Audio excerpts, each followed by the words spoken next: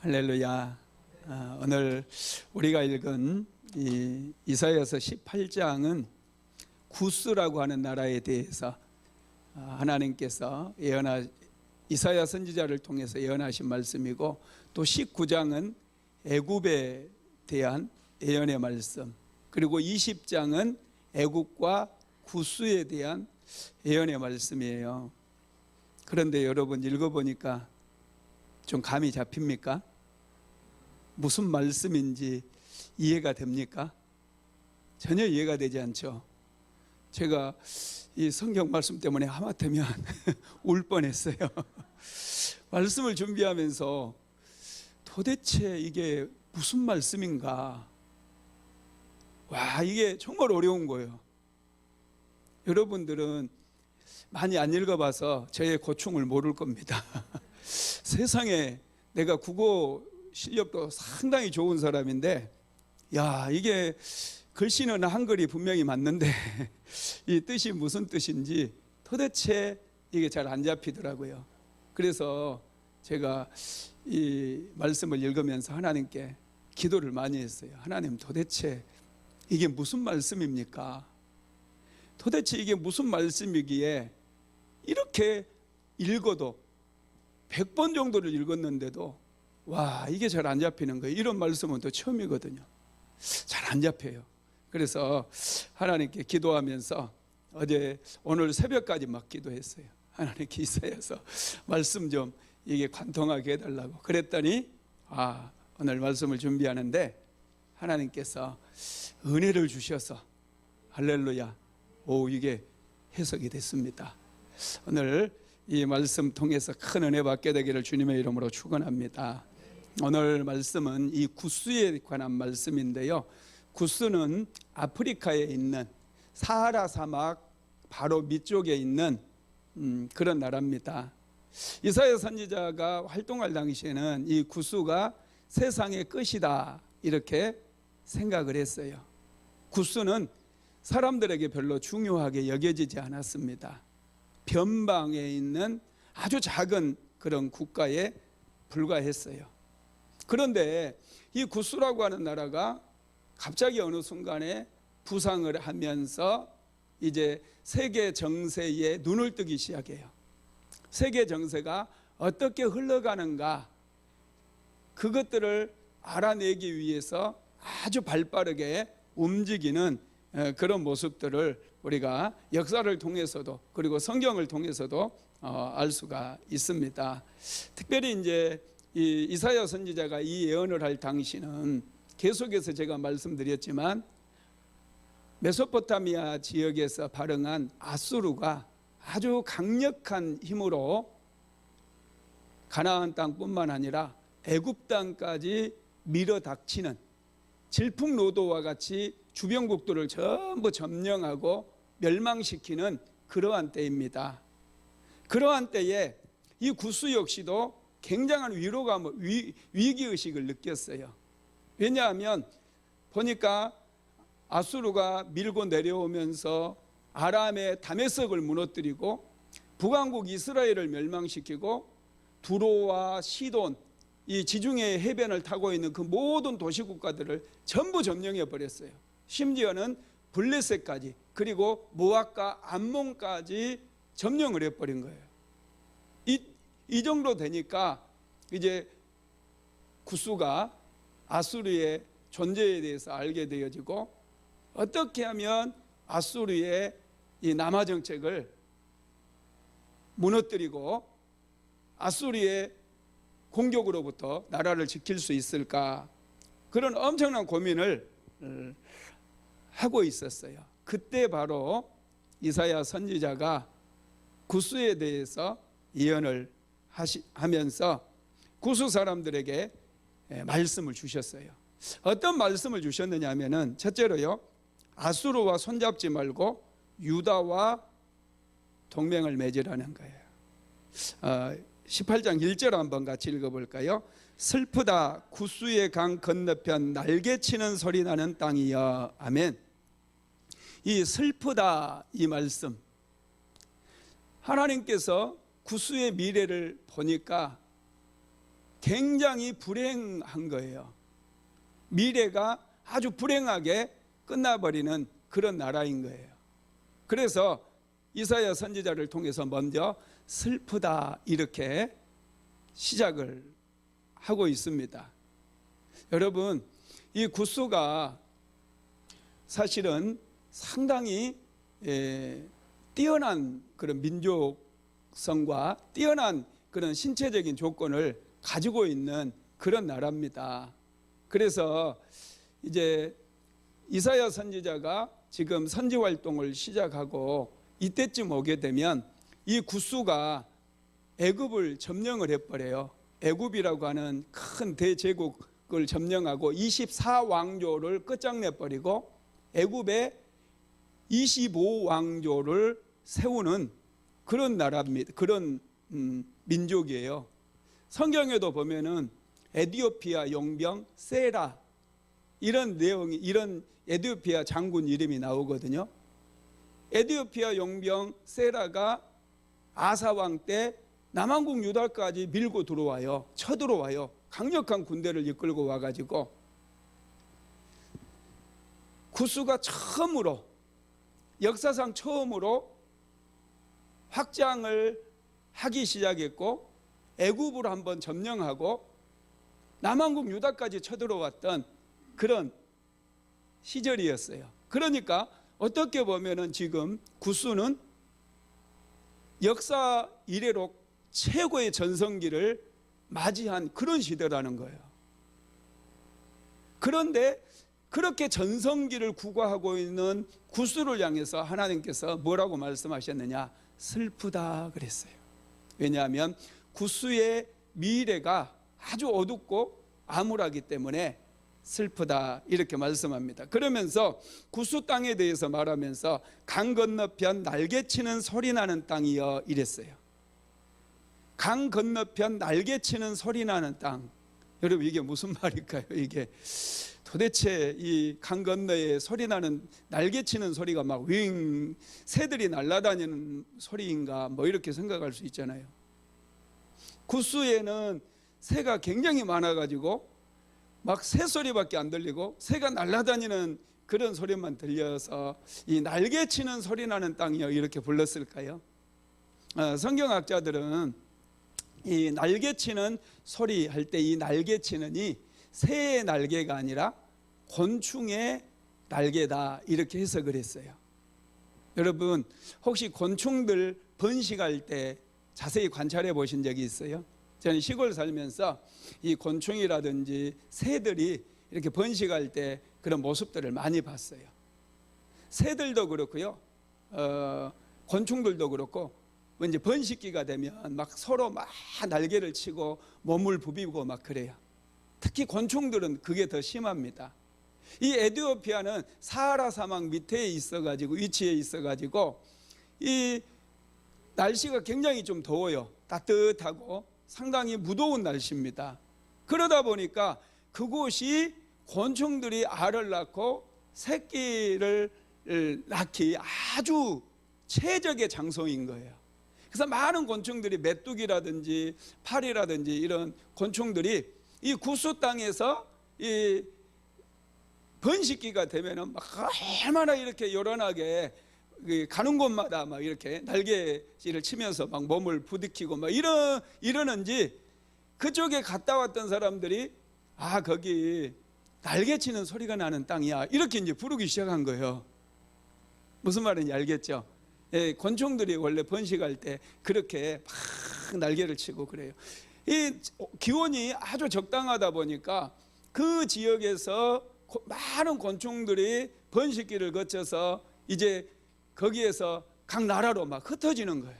중동 지역으로 오고 팔레스타인 지역으로도 오고 이 인도, 파키스탄, 여린도 이런 데까지 막 곤충이 떼지에서 몰려다녀요. 이번에도 올해도 작년이죠. 작년에도 이 아프리카에서 이 시작된 메뚜기 떼가요. 인도, 파키스탄을 휩쓸고 중국까지 와가지고 이 메뚜기 떼들이 농작물들을 다 먹어버린 거예요. 메뚜기 떼가 한번 지나가면요, 이 엄청난 메뚜기 떼가 지나가면 나만 아는 게 없어요. 그래서 지금 중국의 곡창지대에서 작년에 수확량이 많이 줄어버렸대요. 메뚜기 떼가 한번 휩쓸고 지나가면서. 이 메뚜기들이 번식하는 그런 땅이다, 이런 생각을 하면서 성경을 읽어보면 됩니다. 지금도 중동 사람들은요, 이 곤충들을 굉장히 재앙으로 여깁니다. 곤충이 한 번씩, 메뚜기 같은 것들이 한 번씩 농작물을 휩쓸고 지나가면 아무것도 남지 않기 때문에 이 곤충을 아주 이렇게 재앙으로 생각을 한다라는 것이죠. 그런데 이렇게 구스가 곤충들이나 이렇게 번식하는 그런 땅이었는데, 지금 구스는 역사상 처음으로 애굽의 24왕조를 무너뜨리고 25왕조를 이제 에디오피아 사람들이 애굽 땅을 점령하고 다스리게 된 거예요. 그곳에 애굽의 25왕조를 세우게 된 것이죠. 그러다 보니까 이제 이 나라를 잘 지켜서 자녀들에게도 물려주고 국방을 튼튼히 하기 위해서 그들이 한 일들이 뭐였냐면 이 국제 정세, 세계 정세를 그들이 눈여겨보기 시작하고 정보를 수집하고, 지금 아수르가 메소포타미아 지역에서 질풍노조처럼 밀고 들어오니까 어떻게 하면 이 자기들이 점령한 그 애굽으로부터 이 아프리카 사하라 사막에 이르는 그 거대한 영토를 잘 지킬 수 있을까, 그런 고민을 하고 있었다라는 것이죠. 그런데 사실은 하나님께서 왜 슬프다 이렇게 말씀하셨느냐면, 구스 사람들이 그거에만, 자기 나라를 지키는 일에만 열심을 쏟고 있기 때문에 정말로 보아야 될 것을 보지 못하고 보지 않아도 될 것들을 보면서 그들이 두려워하고 있기 때문에 슬프다, 이런 말씀도 하신 것이죠. 여러분, 실제로 요즘도 아랍권에 보면은 아랍 사람들이 정말로 알아야 될 것들을 잘 모르는 경우들이 많아요. 그죠? 여자들 보면, 중동의 여자들 보면 어때요? 전부 까만 옷에 까만 히잡을 쓰고 눈만 내놓고 다녀요. 그죠? 텔레비전에서 보셨죠? 여자들은 무슨 재미로 살아요? 멋부리는 재미로 살잖아요. 가꾸는 재미로. 화장도 예쁘게 하고 머리도 좀 이렇게 다 예쁘게 미용실 가가지고 드라이도 하고, 그러면 여자들은 기분 전환이 된대요. 또 쇼핑도 예쁜 옷 사고 그러면 기분이 좋아진대요. 안 그래요?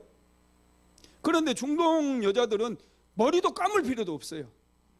화장할 필요도 없어요. 옷은 평생에 까만 거 그것만 걸치면 되니까 백화점이 안 되겠더라고요. 살 필요가 없거든요.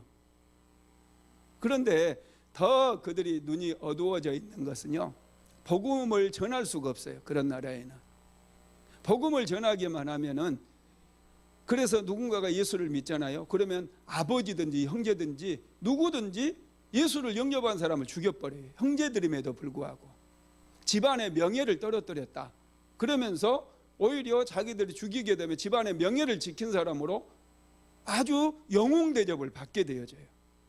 그러다 보니까 이 중동 국가들에게는 복음이 전파되어지지를 못해요. 그들은 구원을 받을 수 있는 어떤 기회도 없다라는 거예요. 참 이게 여러분, 이 눈이 닫혀버리니까 이게 정말 큰 문제인 것 같더라고요. 그러면 여러분, 이 구스가 붙들어야 될 것은 무엇일까요? 오늘 본문 2절 한번 읽어봅시다. 이사야서 18장 2절 시작. 갈대배를 물에 띄우고 그 사자를 수로로 보내며 이르기를, 민첩한 사절들아, 너희는 강들이 흘러 나누인 나라로 가되 장대하고 준수한 백성 곧 시초부터 두려움이 되며 강성하여 대적을 밟는 백성에게로 가라 하는도다. 아멘. 지금 이사야 선지자가 이 말을 하고 있을 때는 아수르가 아람을 무너뜨리고 멸망시키고 북왕국 이스라엘도 멸망시켜버리고, 그리고 심지어는 블레셋과 지중해 연안에 있는 모든 국가들을 다 무너뜨려버리는 그런 상황입니다. 그래서 지금은 남왕국 유다와 지금 구스만 남아있는 거예요. 이 두 나라만 무너지면 아수르는 완전히 아프리카까지 이르는 대제국을 건설할 수 있는 그런 상황입니다. 이런 상황에 지금 구스에서 사신을 남왕국 유다에 보냈어요. 왜냐하면 자기들도 살아남아야 되니까 남왕국 유다와 구스가 연합을 해서 동맹을 맺어서 아수르의 지금 남하 정책을 막아보자는 거예요. 그래서 지금 이사야 선지자가 이 말씀을 할 때에 구스의 사신들이 예루살렘에 와 있습니다. 마치 그때 예루살렘에 구스의 사신들이 도착해서 히스기야 왕과 지금 동맹을 얘기하고 있는 그런 시기에 아수르가 밀고 들어왔어요. 예루살렘을 완전히 포위해버리는 그런 상황입니다. 그래서 지금 이사야 선지자가 구스에서 온 사신들에게 2절 말씀을 하는 거예요.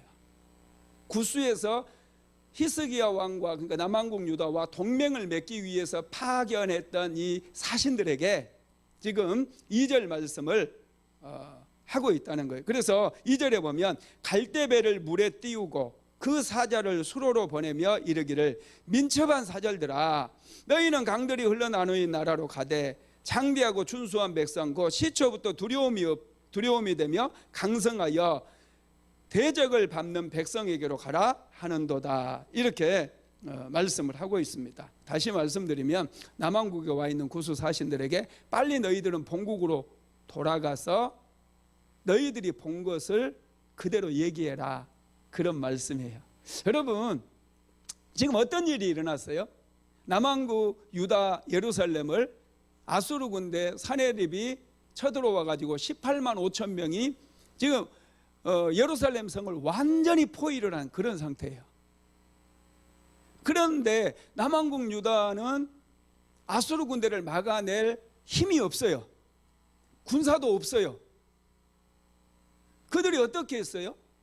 하나님만 바라보고 하나님 앞에 간절히 기도했어요. 히스기야 왕도 하나님 앞에, 하나님 내가 하나님 앞에 선을 행했던 것을 생각해 달라고 그러면서 하나님께 간절히 기도를 합니다. 랍사게가 보낸 편지를 펼쳐놓고 하나님께 기도했어요. 그랬더니 하나님께서 어떻게 역사하셨어요? 하룻밤 사이에 아수르 군대 18만 5천 명이 완전히 다 죽어버린 거예요. 송장이 되어버린 거예요. 그것을 지금 구스에서 온 사신들이 눈으로 본 거예요. 그 사실을 너희들은 빨리 본국으로 돌아가서 전해줘라, 그렇게 얘기합니다. 그래서 2절이 강들이 흘러 나누인 나라, 창대하고 준수한 백성이 살고 있는 나라, 이 나라를 이제 다르게 보는 신학자들도 있긴 합니다. 이 나라들이 아마 아수르일 것이다, 그렇게 보는 사람들이 있어요. 빨리 사신을 아수르에 보내라. 왜냐하면 아수르가 이 티그리스 강과 유프라테스 강 유역에 자리 잡은 나라거든요. 그런데 구스 땅에서 아프리카로 가려면 육로로 가야 돼요. 이 배를 타고 갈 필요가 없어요. 배를 타고 가면 안 돼요. 그러니까 아수르는 일단 안 된다는 거예요. 또 어떤 분은 바벨론이다 뭐 그러는데 바벨론도 아직 안 돼요. 여기 이 부분이 굉장히 힘들었는데, 해석하기 힘들었는데, 이게 이 부분이었어요. 이게 이제 구스의 사신이 예루살렘에 와 있던, 그리고 아수르 군대 18만 5천 명이 하룻밤 사이에 죽어버린 그 구스의 사신, 그 사네립의 18만 5천이 죽은 것을 구스에서 보낸 사신들이 다 본 거예요. 그것을 지금 너희들은 이제 빨리 갈대로 만든 배를 타고 너희 본국에 돌아가서 전해라, 그 얘기예요. 여러분, 바다는 나무로 만든 배를 타고 가야 돼요. 그런데 나일강을 거슬러 올라갈 때는요, 이 갈대로 만든 배가 굉장히 가볍고 아주 빠르게 이동할 수가 있습니다. 그래서 지금 너희들은 이 갈대로 만든 배를 타고 강들이 흘러 나누인 장대하고 준수한 백성이 살고 있는 나라로 가라 그랬는데, 실제로 여러분 이 구스라고 하는 나라도요, 지도 한번 보여줄래요? 여기 지도를 보면은 강들이 나뉘어 있는 땅이에요. 여기 보면은 여기 화이트 나일이라고 써졌죠. 이게 백나일강이에요. 그리고 여기에 블루 나일이라고 써서 청나일강입니다. 이 백나일강은 여기가 빅토리아 호수거든요. 아프리카의 빅토리아 호수 하면 유명해요. 이 빅토리아 호수에서부터 시작된 이 나일강이 쭉 이 지중해까지 흘러 들어가는 6,000km에 해당되는 그런 강입니다. 그리고 이 여기가 우간다 지역이거든요. 우간다에서 시작된 청나일강이 이렇게 한 지리로 만나게 되는데, 이 사이의 땅들이 구스 땅이에요. 구스 땅. 무슨 말인지 알겠죠? 이 구스 지도 다른 거 한번 봅시다. 여기에 보면은 이제 구스가 그 애굽을 완전히 점령해 버렸을 때 그 지도 이 부분, 이 얇은 부분이 있어요. 이 부분, 여기가 구스라고 써졌죠. 이 구스가 이 지역에서 원래 발흥을 했고, 이 지역이 아주 뜨거운 지역이기 때문에 이 곤충들이 번식을 많이 했던 그런 지역입니다. 하여튼 이걸 보면은 이 강들이 나누인 땅, 청나일강과 백나일강이 나누어진 땅이 구스라는 것을 알 수가 있다라는 것이죠. 그리고 이집트의 그 고분 벽화에 보면은 흑인들 중에 아주 키가 큰 흑인들이 벽화에 나와 있대요. 그런데 그 고분 벽화에 키가 굉장히 큰 흑인들이 구스 사람들이라는 거예요. 이 지역이 옛날에는 누비아라고 하는 나라였어요. 구스 이전에는 누비아라고 하는 그런 나라가 있었는데, 이 누비아가 이 구스가 되고, 또 그 옆이 이제 수단이라고 하는 그런 나라들입니다. 이 그 본국에, 이 구스 본국에 유다에 와 있는 그 사신들이 빨리 이 알리라는 거예요. 무엇을 알리라고요? 이스라엘 백성들이, 남한국 유다 백성들이 아수르가 예루살렘을 포위했을 때 하나님께 기도해서 아수르 군대가 망해버린 그 사실을 빨리 전하라는 거예요. 너희들이 지금 살기 위해서는 그러면 무엇을 붙잡으라는 거예요? 여호와 하나님을 붙잡으라는 거잖아요. 남한국 유다가 보호받을 수 있었던 것은 그들이 힘이 있어서 보호받은 게 아니고 오직 하나님의 은혜로 보호받았다니까요. 히스기야 왕에게는 군대 5만 명이 없었어요. 5만 명이 안 됐다니까요. 그런데 어떻게 18만 5천 명의 군대를 이길 수 있겠어요? 하나님께서 그 능력으로 이스라엘 백성들을 지켜주시고 보호해 주신 거예요. 이 소식을 너희들은 본국에 너희들을 지금 반아수르 동맹을 만들기 위해서 보낸 이 사신들아, 빨리 이 소식을 너희들은 너희 왕들과 너희 백성들에게 전해라, 이렇게 얘기를 하고 있는 것이죠. 구스 사람들은 자기의 힘을 의지하고 살았던 사람들이거든요. 그런데 예루살렘에 와서 보니까 예루살렘 사람들이 하나님을 의지하면서 살았던 거예요. 너희들은 어떻게 할 것인지, 너희들의 힘으로 살 것인지, 그리고 아수르와 한번 붙어보든지 아니면 이스라엘 백성들처럼 하나님을 의지하며 살 것인지 한번 선택해라, 이런 말씀인 것이죠. 저와 여러분도 마찬가지예요. 이 코로나 시대를 살면서 내 힘과 내 지혜로, 내 능력으로 살 것인지, 아니면 우리가 예수님을 믿잖아요. 예수님의 이름의 그 능력으로 우리가 살 것인지 선택을 해야 된다는 거예요. 타협하지 말라는 거예요. 오늘 새벽에 사도행전 4장 말씀으로 말씀을 나눴는데, 성전 미문에서 안진병이가 일어난 사건 여러분 잘 아시죠? 그게 사도행전 3장에서 일어난 사건이에요. 베드로와 요한이 구시 기도 시간에 성전에 가다가 태어나서 단 한 번도 걸어보지 못했던 안진병이가 앉아있는 걸 보고 은과 금은 내게 없거니와 내게 있는 것으로 곧 일어나 걸으라, 내게 있는 것을 내게 주노니 곧 예수 그리스도 이름으로 일어나 걸으라 그랬잖아요. 그리고 손을 잡아 일으켰어요. 안진뱅이가 벌떡 일어나 버렸어요. 사람들이 굉장히 충격을 받습니다. 그리고 베드로를 쳐다보는 거예요. 도대체 이 일이 어떤 일이냐. 그래서 베드로가 그 일이 바로 당신들이 십자가에 못 박아 죽인 그 예수로 말미암아 이런 일이 일어났다라는 것을 얘기를 합니다. 그랬더니 나중에 이제 종교 지도자들, 당시에 바리새인들과 사두개인들, 제사장들 이런 사람들이 사도들을 잡아다가 감옥에 가둬요.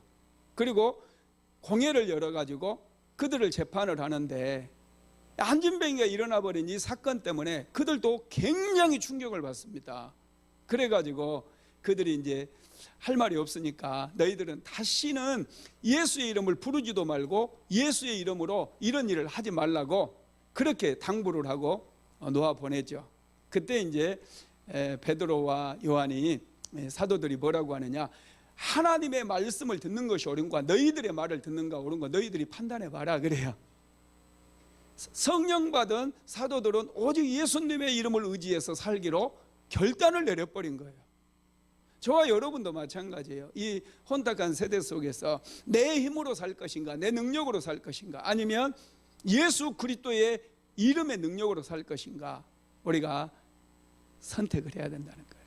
지금 이사야 선지자는 구수 사람들에게, 구수에서 온 사절단들에게 빨리 너희들은 본국으로 돌아가서 하나님을 의지할 것인지 너희 나라의 힘으로 살 것인지 결정해라 이렇게 말씀을 하고 있다라는 거예요. 그러면서 두 번째로 하는 말씀은요, 예루살렘의 승리의 길을 기울이라는 거예요. 자, 3절 한번 읽어봅시다. 세상의 모든 거민 지상에 사는 너희여 산들 위에 기치를 세우거든 너희는 보고 나팔을 불거든 너희는 들을지니라. 이 세상의 모든 거민과 지상에 사는 너희여, 여기에는 구수의 사람들 뿐만 아니라 세상에 거하는 모든 사람들, 믿지 않는 모든 사람들에게 중요한 것이 뭐냐면 너희들이 하나님의 일에 관심을 기울이라는 거예요. 하나님께서 하시는 일에 너희들의 관심이 필요하다는 거예요. 그러면서 여기에 보면은 산들 위에 기치를 세우거든 그랬어요. 이 산들 위에 기치를 세우는 일이 뭐였느냐, 하나님께서 예루살렘을 포위했던 아수르 군대 18만 5천 명을 완전히 진멸해버린 바로 그 일이라는 거예요. 그 일에 너희들이 관심을 가지라는 거예요. 그 일을 보라는 거예요. 그러면서 너희는 보고 나팔을 불고는 너희는 들을지어다 그랬어요. 보고 듣게 되면 여러분 뭐가 옵니까? 깨달음이 오게 됩니다. 그러면 하나님의 일에 더 깊이 관심을 기울이게 되어지고 듣고 보고 깨달음을 통해서 구원을 받는 그런 역사들이 일어나요. 아수르는 지금 예루살렘에서 일어난 그 사건, 하나님께서 이루신 위대한 구원의 사건을 사신들의 눈을 통해서 보았어요.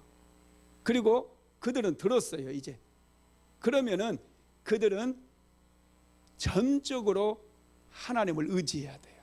그래야 그들이 살 수가 있게 된 것이죠. 지금 이것을 보고 깨달으라는 거예요. 여러분, 세상의 역사를 움직이는 분은 누구일까요? 하나님이시죠. 우리는 너무나 잘 알아요. 근데 구수 사람들은 이걸 몰라요. 지금 세상의 역사를 움직이고 있는 것들은 아수르라고 생각을 해요. 그래서 아수르에게 망할까 그들은 두려운 것이죠. 이사야 선지자가 하나님께서 일하시는 방법에 대해서 이제 비유로 말씀을 하시는데요. 그 비유가 4절 말씀이에요. 같이 읽어봅시다. 여호와께서 내게 이르시되 내가 나의 처소에서 조용히 감찰함이 쬐이는 일광 같고 가을 더위에 운무 같도다. 하나님께서 이사야 선지자에게 말씀하시되 내가 나의 처소에서 조용히 감찰함이 쬐이는 일광 같고 가을 더위에 운무 같도다 그랬는데, 하나님께서 어떻게 일하시는가를 보여주시는 그런 비유의 말씀입니다. 여러분, 하나님께서 어떻게 일하셔요? 조용히 일하신다는 거예요. 여러분 생각해 보세요. 지구가 자전을 하거든요. 매일 하루에 한 바퀴 돌아요. 그런데 몇 킬로 속도로 도는 줄 아세요? 예, 시속 70에서 80km 속도로 돌아요. 엄청나요. 빠르기가 지구가. 우리는 전혀 어지러워요? 안 어지러워요? 안 어지럽죠. 못 느껴. 그런데 실제로 지구가 70에서 80km 속도로 돌고 있어요. 와, 소리가 나요, 안 나요? 안 나요. 하나님은 조용히 일하셔요.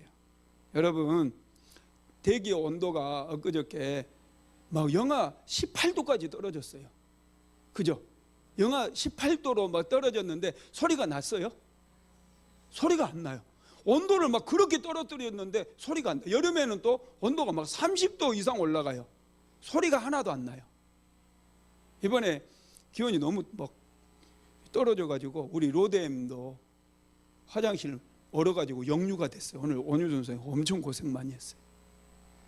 3호 약국도 2층에 그거 스프링클러 터져가지고 막 물바다가 됐잖아요. 그죠? 저는 물바다가 된 게 4군데가 있어가지고 오늘 아주 애를 먹었어요.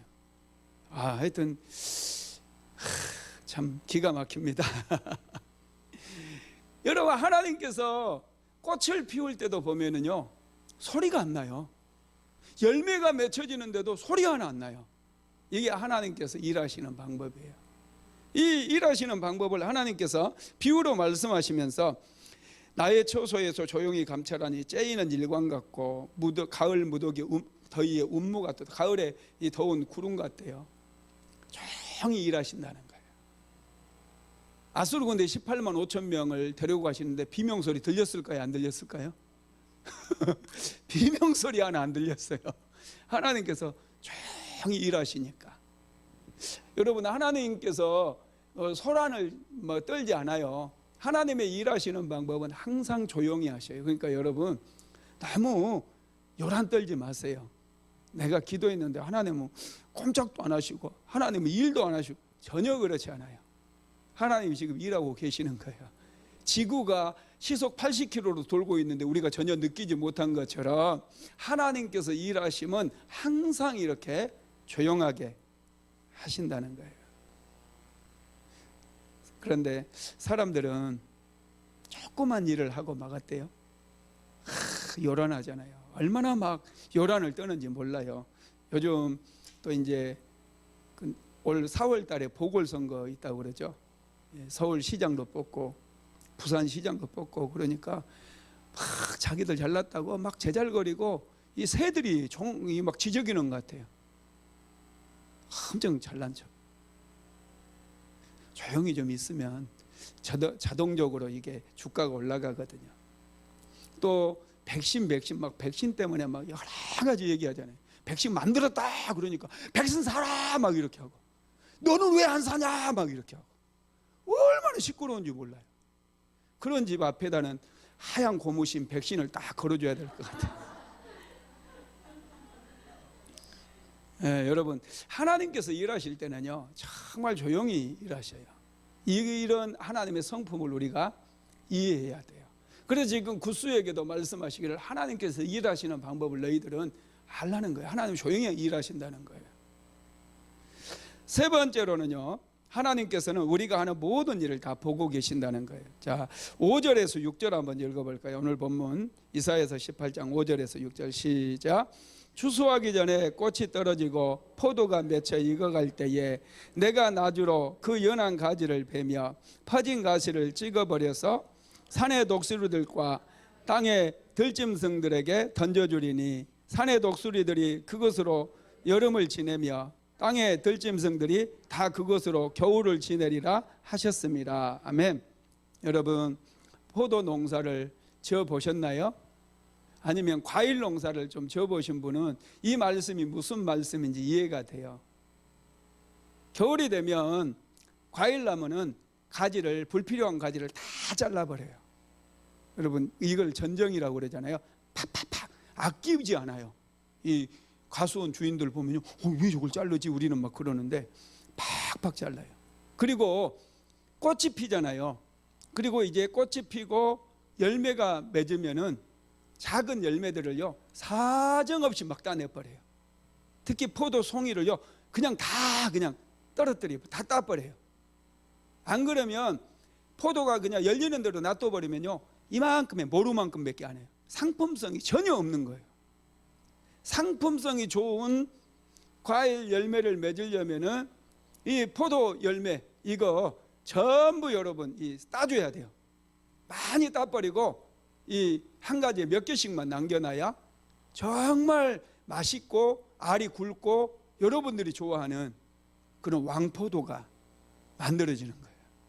내버려 두면요, 맛도 없어요. 굉장히 시고 머루처럼 돼버려요. 지금 하나님께서는 그렇게 좋은 알을, 이 열매를 얻기 위해서 솎아내버리는 그런 일을 하셨다는 거예요. 아람도 그래서 무너진 거예요. 북왕국 이스라엘도 하나님께서 다 열매 맺기 전에 다 떨어뜨린 거예요. 그리고 나서 마지막으로 아수르까지도 하나님께서 그렇게 다 떨어뜨려 버린다라는 그런 말씀입니다. 그래서 포도나무의 가지를 아수르를 통해서 먼저 다 쳐내고 가지를 자르고 열매를 솎아내고 그 다음에는 아수르 사람들을 완전히 하나님께서 다 잘라내버린 거예요. 그래서 어떻게 된다고 그랬어요? 산의 독수리들과 땅의 들짐승들에게 그걸 던지리니 그랬어요. 실제로 여러분 아수르 군대 몇 명이 죽었다고요? 18만 5천 명이 죽었어요. 이 18만 5천 명의 시체를 독수리들이 먹는다고 생각을 해보세요. 이 산의 독수리들과 땅의 들짐승들에게 던져준다는 거예요. 그러면 산의 독수리들이 그것으로 여름을 지낼 정도로 풍성하게 그것들을 먹을 수 있고, 또 남은 것들은 땅의 들짐승들이 그것으로 겨울을 지낸다. 그리고 그걸 들짐승들이 겨울에 양식으로 먹을 정도가 된다라는 것이죠. 그 정도로 많은 아수르의 군대가 여러분 죽게 된 것입니다. 하나님께서는 아수르를 통해서 쓸데없는 가지였던 이 아람과 북왕국 이스라엘을 전부 멸망을 시켰어요. 다 잘라버리셨어요. 하나님 보실 때 쓸데없는 거.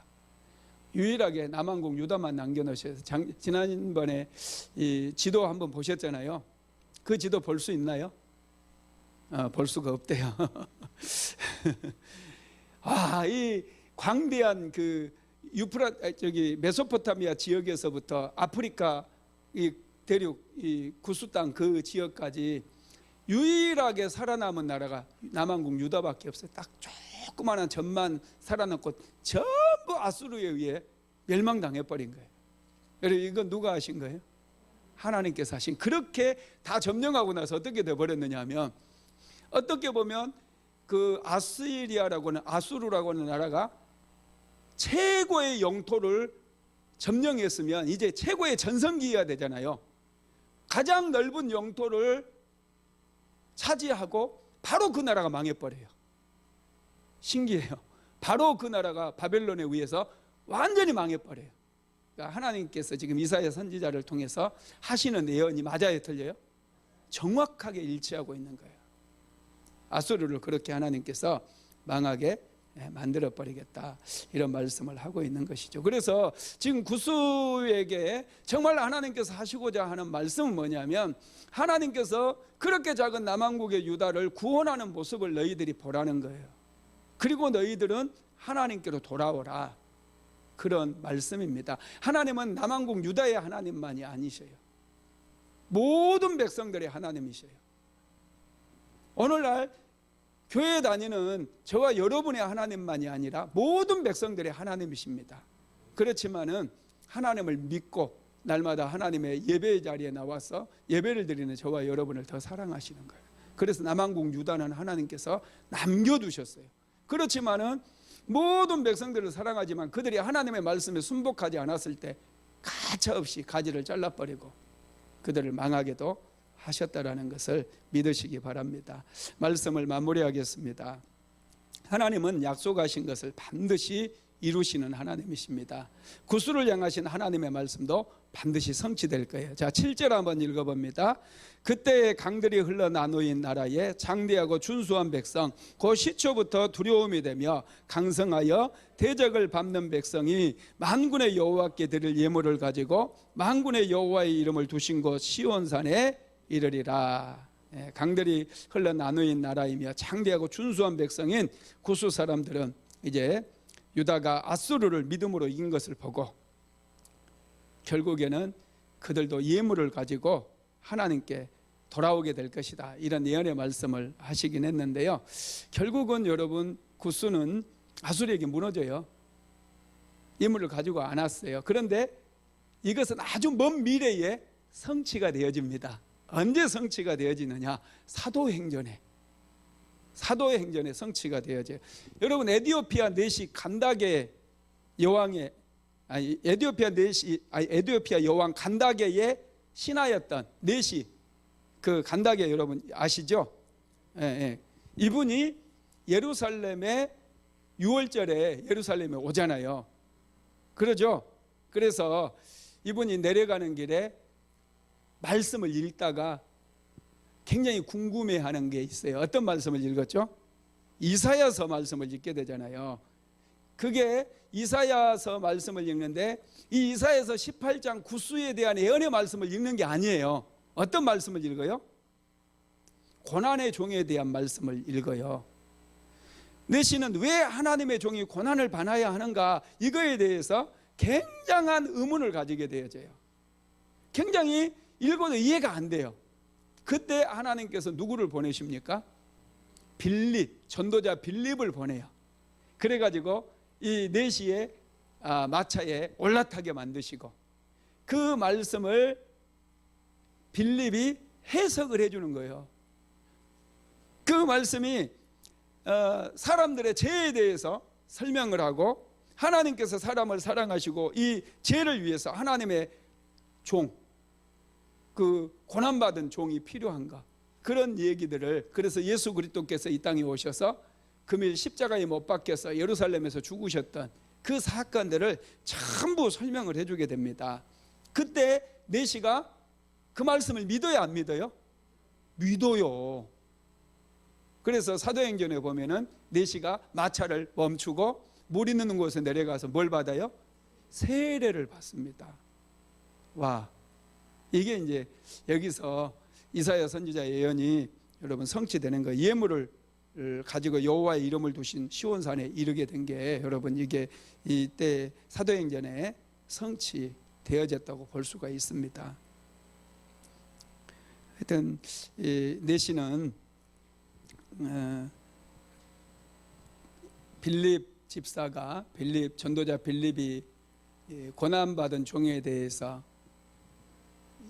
성경을 해석해 줬을 때 그는 듣고 깨닫게 되었어요. 그리고 믿었습니다. 저와 여러분도 하나님의 말씀을 열심히 듣고 깨달음이 와야 돼요. 그래야 믿게 되어집니다. 그래야 구원도 받고 축복도 받고 능력도 받고 세상을 이길 수 있음을 믿으시기 바랍니다.